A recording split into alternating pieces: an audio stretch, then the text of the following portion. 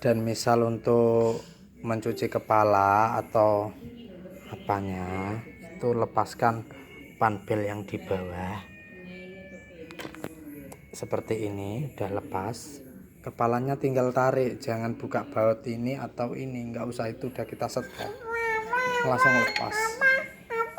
Ini tinggal dicelupkan ke baskom berisi air, 10 menit bersih kembali kok.